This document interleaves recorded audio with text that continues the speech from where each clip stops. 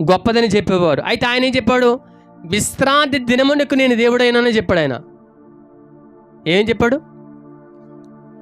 విశ్రాంతి దినముకు నేనే అయి ఉన్నానని చెప్పాడు. ఆయన 4వ అధ్యాయంలో అలా చెప్పాడు.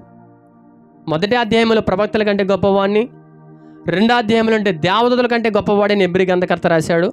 3వ అధ్యాయంలో మోషే కంటే గొప్పవాడిని, 4వ అధ్యాయంలో విశ్రాంతి దినమునే వారు ఆచరించేవారు, నేను విశ్రాంతి దినముకే దేవుడైనానని ఆయన చెప్పాడు హెబ్రీ గ్రంథకర్త.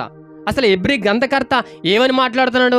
5, 6 అధ్యాయాలు ఏం చెప్పాడనంటే ఆయన నిరంతరం యాజకుడై ఉన్నాడని చెప్తున్నాడు. ఒక ప్రధాన యాజకుడిగా వచ్చాడు ఆయన.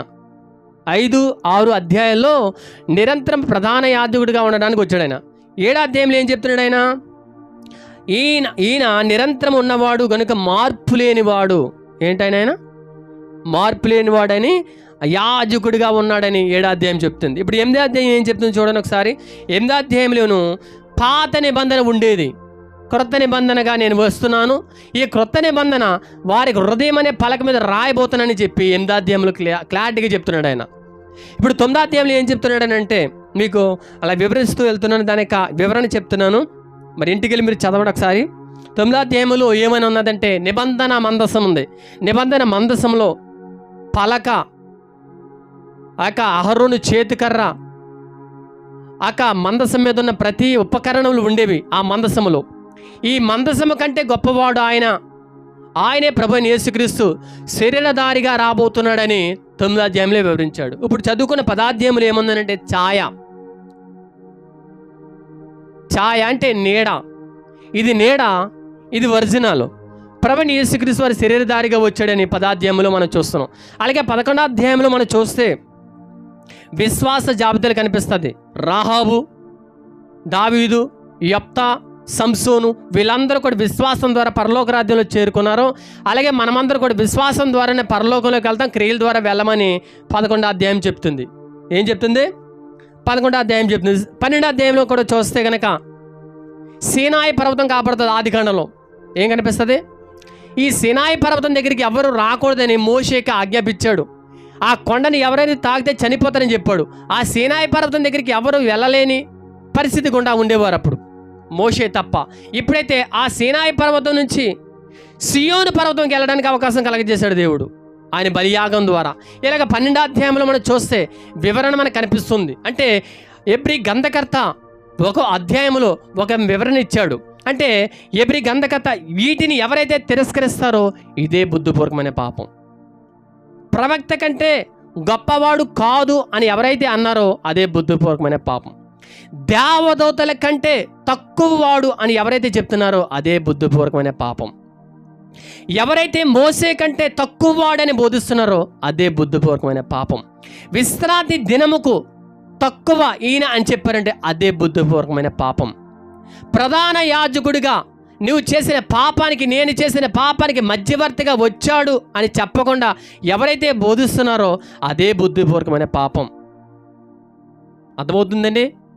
ఇక 8వ అధ్యాయం, 7వ అధ్యాయము, 9వ అధ్యాయం మనం చూస్తే ఆనాడు ఉపకరణం ద్వారా మనం చూస్తే ఆ ఉపకరణములు ఛాయగా ఉండేవి. ఈనాడు నిజస్వరూపుగా ఆయన శరీరధారిగా వచ్చాడని ఎవరైతే ఒప్పుకుంటున్నారో వారు దేవుని బిడ్డలుగా మార్చబడ్డారు. అలా కాకుండా వేరొక రీతిగా బోధించి నువ్వు చేసేదాన్ని బుద్ధిపూర్వకమైన పాపం అని చెప్పి బోధిస్తున్నారా, వారు చేసేది కరెక్ట్ కదని వాక్యం చెప్తుంది. ఇది బుద్ధిపూర్వకమైన పాపం అని వాక్యాల కరాకారణిగా చెప్తున్నాయి. అర్థమైందా? అర్థం కాలేదా? అర్థమైందండి? అది ఛాయ, ఇది నిజస్వరూపం. ఈ నిజస్వరూపంలో ప్రభువైన యేసుక్రీస్తు వారి శరీరధారిగా వచ్చి ఒక్క బలియాగం, ఒక్క పుణ్యయాగ బలియాగం ద్వారా సదాకాలం మన నీతిమంతులుగా మార్చాడు అని ఎవరైతే నమ్ముతున్నారో వారు దేవుని కుమారులు, దేవుని ప్రియబిడ్డలు, దేవుని పిల్లలు. ఆ ఒక్క బలి జరిగిందని చెప్తారు కానీ ఆ బలి ద్వారా సంపూర్ణ సిద్ధి కలగలేదని ఎవరైతే బోధిస్తున్నారో వారే బుద్ధిపూర్వకమైన పాపం చేస్తున్నారు. అర్థమవుతుందండి? యేసుక్రీస్తు వారు వచ్చారు, బలిగా మార్చబడ్డారు, మార్చబడి సర్వమానవుల పాపం ఆయన క్షమించాడు అని చెప్తారు. కానీ ఎంతకాలం అంటే కొంతకాలం అని చెప్పి బోధించేవారు వారే బుద్ధిపూర్వకమైన పాపం చేస్తున్నారు. సదాకాలం నిలిచింది బలి, నన్ను సదాకాలం నీతిమంతుడిగా చేసింది బలి, అని ఎవరైతే నమ్ముతున్నారో వారు దేవుని పిల్లలు. ఎవరైతే నమ్మడం లేదో, ఆ నిబంధన రక్తాన్ని, ఆ బలియాగాన్ని గెంటేస్తున్నారో వారే బుద్ధిపూర్వకమైన పాపం చేస్తారు. అంతేగాని నువ్వు బౌద్ధికంగా చేసే పాపాలు బుద్ధిపూర్వకమైన పాపాలు కాదు. కానీ ఆ పాపాలకు కూడా నువ్వు ప్రతిఫలం పొందుకోవు. ఎందుకంటే నువ్వు ఆల్రెడీ నీతిమంతులుగా మార్చబడ్డ బలియాగం ద్వారా. మరి బలియాగం ద్వారా నీతిమంతులుగా మార్చబడిన తర్వాత ఇంకెందుకని మౌనంగా ఉంటే సరిపోద్ది అనుకుంటే కాదు. నీతిమంతుడిగా మార్చబడిన తర్వాత సత్క్రియలు చేస్తే ఆయన ఇచ్చే ఘనత, ఆయన ఇచ్చే ఆధిక్యత, ఆయన ఇచ్చే బహుమానాలు పొందుకుంటాం మనం. అర్థమవుతుందండి? అందుకు మనం భక్తి చేయాలి. నీతిమంతుడిగా తీర్చబడ్డాం మనం ఆయన రక్తం ద్వారా. తీర్చబడిన తర్వాత ఇప్పుడు ఏం చేయాలంటే సత్క్రియలు చేసి ఆయన ఎదుట మనకు కనిపిస్తే బహుమతులు ఇస్తాడు. అలా కాకుండా వీళ్ళు ఏమని బోధిస్తారంటే బుద్ధిపూర్వకమైన పాపం అని అంటే నువ్వు పాపం చేస్తాను కదా, అదే బుద్ధిపూర్వకమైన పాపం. సత్యం తెలుసు కదా, అదే బుద్ధిపూర్వకమైన పాపం. అది కాదు బుద్ధిపూర్వకమైన పాపం అంటే. ప్రవక్తల కంటే ముందున్నవాడు అని హెబ్రీ గ్రంథకర్త 1వ అధ్యాయంలో చెప్పాడు. ప్రవక్తలే గొప్పవారు అని చెప్పి యేసుక్రీస్తు వారిని పక్కన పెడితే అదే బుద్ధిపూర్వకమైన పాపం. మోషే ఇశ్రాయేలు ప్రజలను 6 లక్షల కాల్బలాన్ని నడిపించాడు, మోషే కంటే గొప్పవాడువా అని చెప్పి ఎవరైతే బోధిస్తున్నారో అదే బుద్ధిపూర్వకమైన పాపం. అర్థమైందంటే అర్థం కాలేదా? అర్థమైందండి? అంటే రోమపత్రికలో నీతిమంతుడు లేడు, ఒక్కడు లేడు కదండి. ఎప్పుడు లేడు నీతిమంతుడు? ఒకప్పుడు పాపివే, నేను పాపినే. నీతిమంతుడు లేడు, ఒక్కడు లేడు. మరి నీతిమంతుడు లేడు, ఒక్కడు లేడు, అందరూ కూడా యేసుక్రీస్తుని నమ్ముకున్నాం. ఎవరైతే యేసుక్రీస్తుని నమ్ముకున్నారో ఇప్పుడు పాపి ఏమయ్యాడు? నీతిమంతుడిగా మార్చబడ్డాడు. ఎంతకాలము? అదే చెప్తుంది కదా. ఇప్పుడు చదవండి హెబ్రీ పత్రిక 10వ అధ్యాయము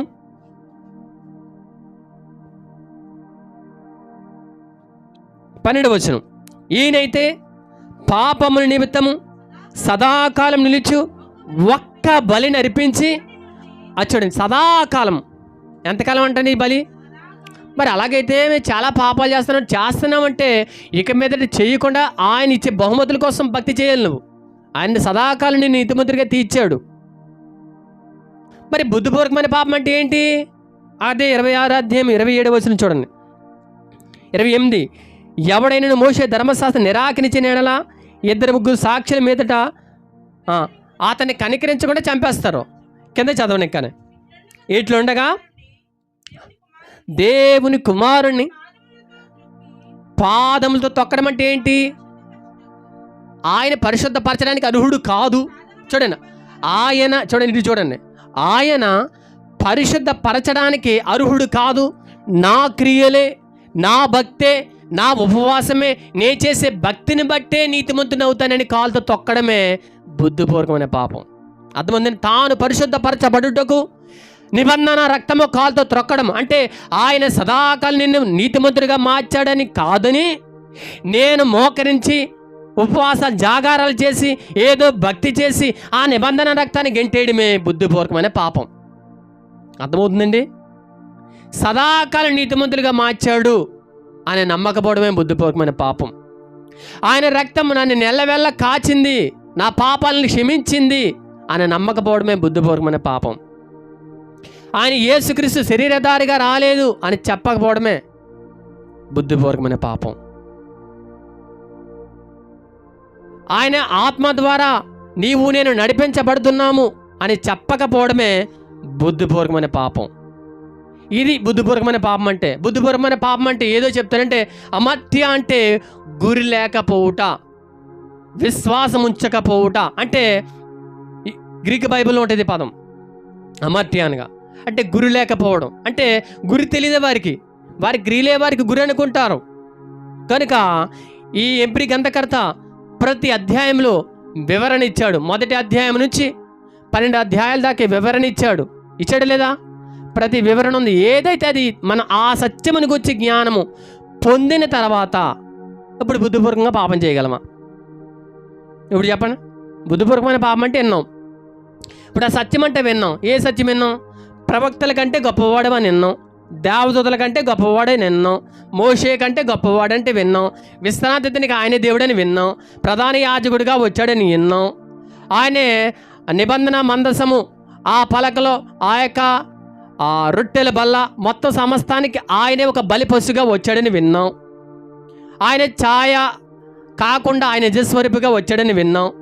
విశ్వాసం ఉంచితే ఆయన ద్వారా నిత్యరాజ్యంలో వెళ్తానని విన్నాం. ఇవన్నీ విన్న తర్వాత ఈయన పక్కన పెట్టి ఏదో చేస్తే దాన్నే బుద్ధిపూర్వకమైన పాపం అంటారు. ఇప్పుడు అర్థమైంది, అర్థం కలదా? ప్రతి అధ్యాయంలో ఒక వివరణ ఉంది. మీరు ఇంటికి వెళ్ళాక ఆ పత్రిక అంతా మీరు చదవండి, మీకు స్పష్టంగా అర్థమవుతుంది. ఇలా కాకుండా బుద్ధిపూర్వకమైన పాపం అంటే నువ్వు అబద్ధాలు ఆడితే అదే బుద్ధిపూర్వకమైన పాపం. ఎప్పుడైనా సరి చేసుకో, ఎప్పుడైనా నువ్వు దేవునికి లొంగుతావా లొంగవా అని చెప్పే బోధలు మీరు వింటారా? ఏది కరెక్టో ఏది రైటో మీరు తీసుకోండి ఈసారి. అర్థమైంది, అర్థం కాలేదా? అర్థమైంది, అర్థం కాలేదా? ఏది బుద్ధిపూర్వకమైన పాపం?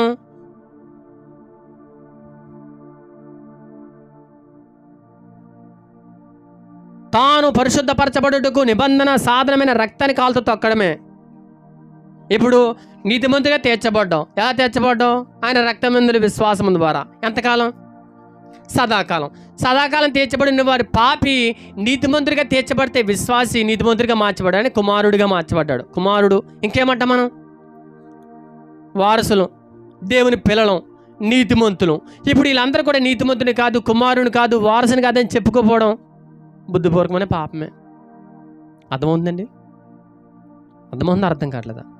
ఇప్పుడు నువ్వు ఏదో తప్పు చేస్తావు, చేయకుండా ఉంటావా? చేస్తావు.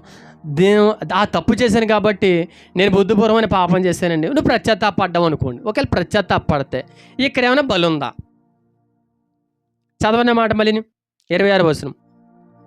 మనము సత్యమును గూర్చి అనుభవ జ్ఞానం పొందిన తర్వాత బుద్ధిపూర్వకంగా పాపం చేసిన ఎడల పాపమునికి బలి ఉండదు. అది ఈ పాపం కాదు, భౌతికమైన పాపం కాదు. ఏ పాపం అది? ఏ పాపం అది? యేసుక్రీస్తు వారిని ఒప్పుకోపోవడమే పాపం. యేసుక్రీస్తు వారి భూమి మీదకి రాలేదండమే పాపం. యేసుక్రీస్తు వారి మరణం అవ్వలేదనేదే పాపం. ఆయన రక్తము గొర్రె మేకల రక్తము అని నువ్వు అంటమే పాపం, బుద్ధిపూర్వకమైన పాపం. అర్థమవుతుందండి? గొర్రె మేకల రక్తాలు ఎంతకాలం ఉండి? ఏటాట ఉండి. మరి ఈయన రక్తం వాళ్ళు గొర్రె అర్పించేవారు, పాపం పోయేది ఏట, మళ్ళీ వచ్చేవారు.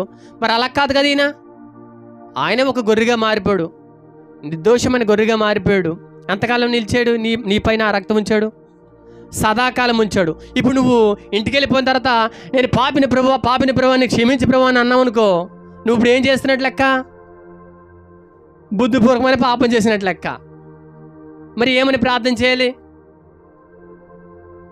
అయ్యా, నీ రక్తం నన్ను సదాకాలం నిలిచింది కనుక ఈ దౌర్భాగ్యమైన పనులు నేను చెయ్యొచ్చా?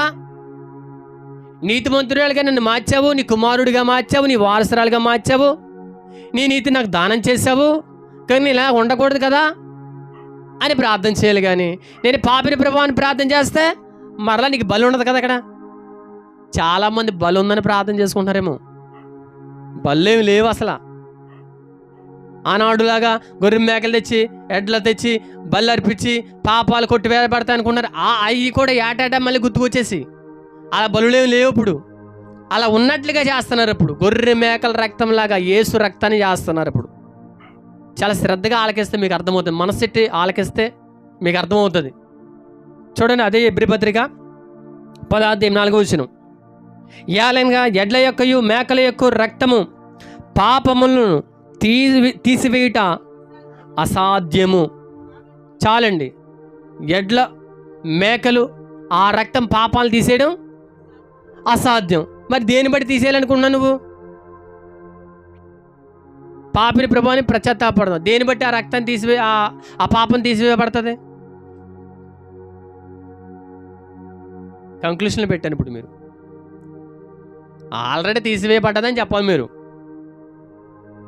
ఆల్రెడీ తీసివేయబడ్డది ఆ పాపం. గొర్రె మేకల రక్తం కదా అయింది, పరిశుద్ధ రక్తం. ఈ రక్తం ఎంతకాలము? సదాకాలం నిలిచివేసింది. కానీ గొర్రె మేకల రక్తంలో కదా, వాళ్ళు గొర్రె మేకల రక్తం అర్పించి అది ఛాయలో ఉన్నారు, నీడలో ఉన్నారు. నీడలో ఉంటాం కొద్దిసేపు, పొద్దుటి కాలం నీడలో ఉంటాం. కొద్ది సమయం అయిన తర్వాత మళ్ళీ ఏమొస్తుంది? ఎండ వస్తుంది కదా. అలాగే గొర్రె మేకల కింద ఉన్న వాళ్ళు కూడా ఛాయలో ఉన్నారు కొంతకాలం. యేసుక్రీస్తు వారు వచ్చిన తర్వాత అది వెళ్ళిపోయింది. నిజ స్వరూపమైన ప్రభువైన యేసుక్రీస్తు వారు వచ్చారు. ఆయన బలియాగంగా మార్చబడి సదాకాలం మనల్ని పరిశుద్ధులుగా మార్చేశాడు. ఇప్పుడు నేను సదాకాలం నేను పరిశుద్ధుని కాదు, నేను సదాకాలం ఆయన కుమారుని కాదు అని అంటే అదే బుద్ధిపూర్వకమైన పాపం.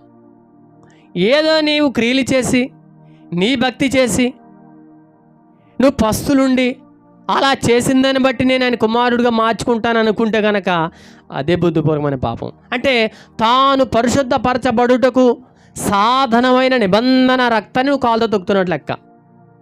చాలామంది సంఘంగా ఉంటున్న వారికి గ్రహింపు లేదు. ఇప్పుడు ఆ నిబంధన రక్తాన్ని కాలుతో తొరుకుతున్నారు. నేను పరిశుద్ధిని కాదు, నేను మోకరిల్లి ప్రార్థన చేసిన కన్నీరు కాల్సి అప్పుడే నాకు పరిశుద్ధత వస్తుందని అని చాలామంది అమాయకంగా ఉన్నారు. అది బుద్ధిపూర్వకమైన పాపం చేసుకుంటున్నారు వాళ్ళు, అర్థం కాక.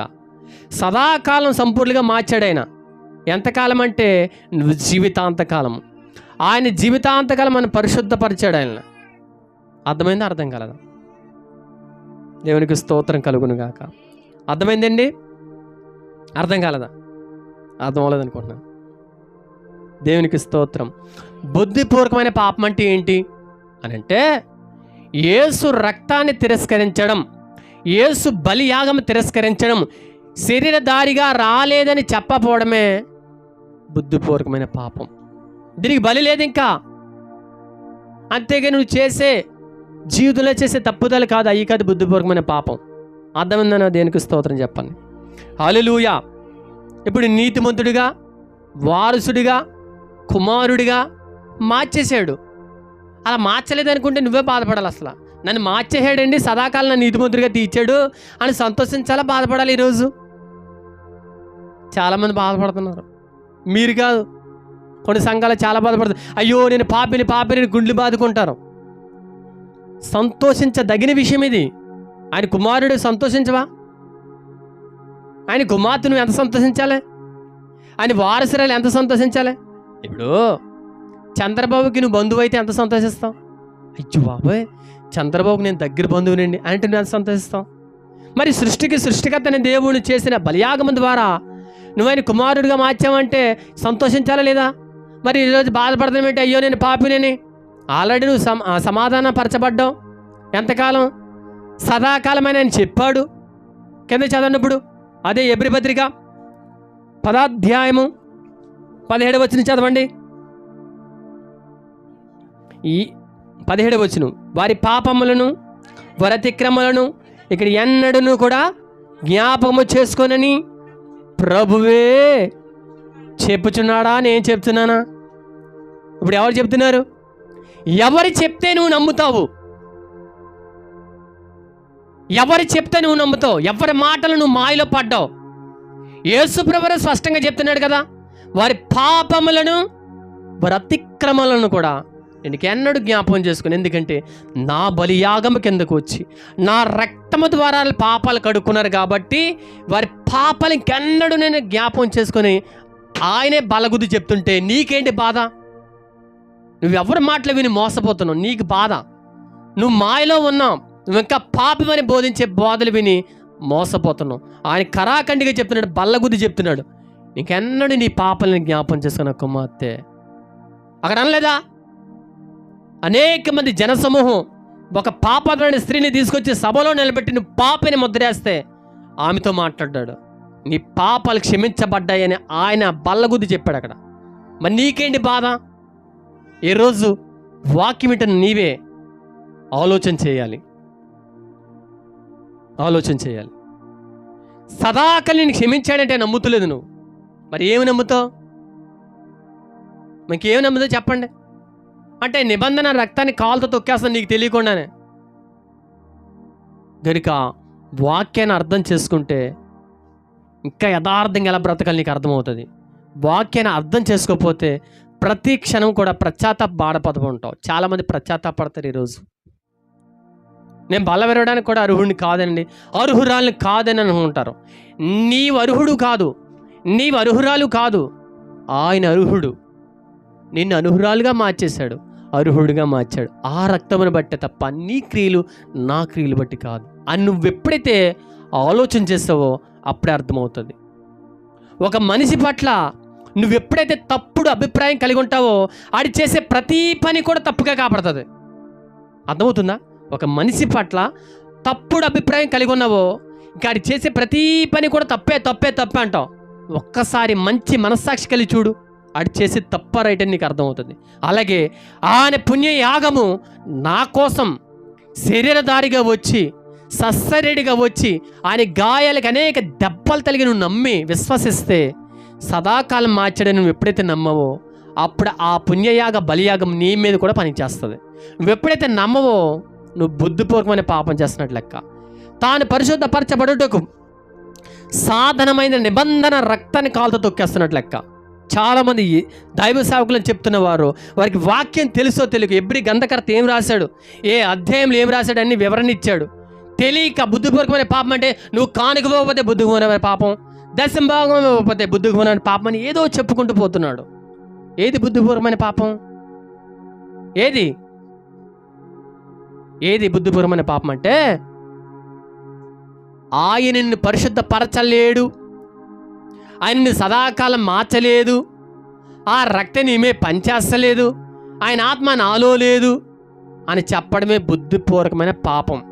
చాలామంది పాపాలు చేస్తుంటారు బౌద్ధికంగా. దేవుడు వెళ్ళిపోయారని చెప్తాడు. దేవుడు ఎక్కడికి వెళ్ళిపోయాడు? మన హృదయంలో ఉన్నాడు. ఎంతవరకు? ఈ దేహము అంటే మట్టిలో కలిసిపోయేంత వరకు కూడా ఉన్నాడు మనతో. పరిశుద్ధాత్మ దేవుడు మనలో ఉన్నాడు, ముద్రింపబడి ఉన్నాడు.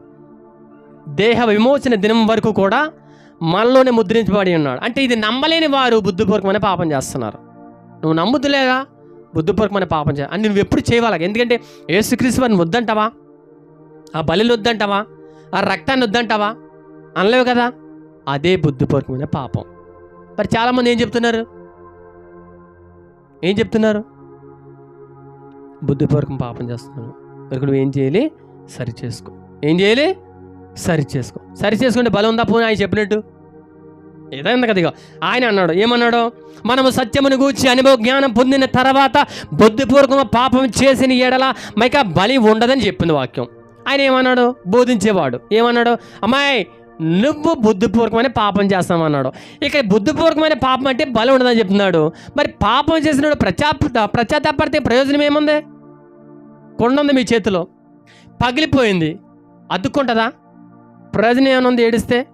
అలాగే బుద్ధిపూర్వకమైన పాపము తెలియకుండా బోధించేవాడు ఏం చెప్పినాడికి అర్థం కాదు. వాడికి ఏం అర్థం కాదు, ఏదో బోధించుకుంటూ పోతాడు. వాక్యం ఏం చెప్తుంది? పరిశుద్ధాత్మ దేవుడు ఏమని రాయించాడు? తన ప్రవక్తల ద్వారా ఏం పలికాడనేది ఎవరికి అర్థం కాక ఎవరికి నచ్చింది వాళ్ళు బోధించుకుంటున్నారు. ఎవరిని విమర్శిస్తలే, వాక్యాన్ని అర్థం చేసుకుంటే అర్థమవుతుంది. ఏ విశ్వాసి కూడా బలిని తిరస్కరించడం, ఏ విశ్వాసి కూడా నిబంధన రక్తాన్ని కాలుతో తొక్కుతాడా? తొక్కగలడా? ఇప్పుడు మన బిడ్డలు మనం చంపుకోగలమా? ఉన్నారు కదండి కొంతమంది చంపుకునేవారు. వాళ్ళ బిడ్డలు కాదు, వాళ్ళు కనలేదు, చంపుకోగలమా? మరి నిబంధన రక్తాన్ని మన కాలుతో త్రొక్కగలమా? తొక్కలేము. తొక్కగలమా? నిరాకరించగలరా? బలిని వద్దు, ఈ బలి వద్దు అని అనగలరా? అనలేరు. ఆయన నా కోసం బలి అయ్యేవాడు అని ప్రతిక్షణం బాధపడతాం లేదా? మరి బాధపడినప్పుడు అది బుద్ధిపూర్వకమైన పాపం నువ్వు చేసేదాన్ని దీనికి ఎలా కలుపుకుంటున్నావు? అర్థమైంది? అర్థం కాలేదా? దేవునికి స్తోత్రం కలుగును గాక. హల్లెలూయా. ఈ వాక్యంలో ఉన్న సత్యం అర్థమవుతే నీ జీవితంలో నిరంతరం సంతోషమే. బుద్ధిపూర్వకమైన పాపం అంటే ఏంటో తెలియాలి మనకి. గురి లేకపోవుట, విశ్వాసం ఉంచకపోవుట. గురి లేకపోవుట, విశ్వాసము ఉంచకపోవుట. గురి అంటే ఏంటి? ఏసే నా గురి కాదు అని అనుకోవడం, విశ్వాసం ఏసే మీద ఉంచకపోవడం. ఇదే బుద్ధిపూర్వకమైన పాపం. అమత్య అనగా హీబ్రూ బైబిల్లో ఉంది, గ్రీక్ బైబిల్లో మనం చూస్తే మనకు అర్థమవుతుంది. దేవునికి స్తోత్రం కలుగును గాక. హల్లెలూయా. ఈ మాటలు మన వెనుకలో దీవించబడును గాక. ఆమేన్. ప్రార్థన చేసుకుందాం. ప్రేమగల తండ్రి, సర్వోన్నతుడ, కృపగల రాజా, సర్వశక్తి మంతుడా, మీకు వందనాలు. ఈ దినము మాట్లాడిన ఈ వర్తమానంలో మీరు మాట్లాడిన ప్రతి విధానం బట్టి వందనాలు.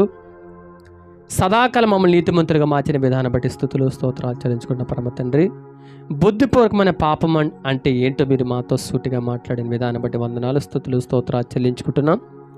తేటతెల్లగా మాట్లాడిన ప్రతి విధానం బట్టి ఘనత, మహిమ మీరొకరు పొందుకోమని మా ప్రభు మా ప్రాణప్రియుడిని యేసుక్రీస్తుని స్తుతించి ప్రార్థించి మనములు పొందుకున్నాం మా పరమ తండ్రి. ఆమేన్.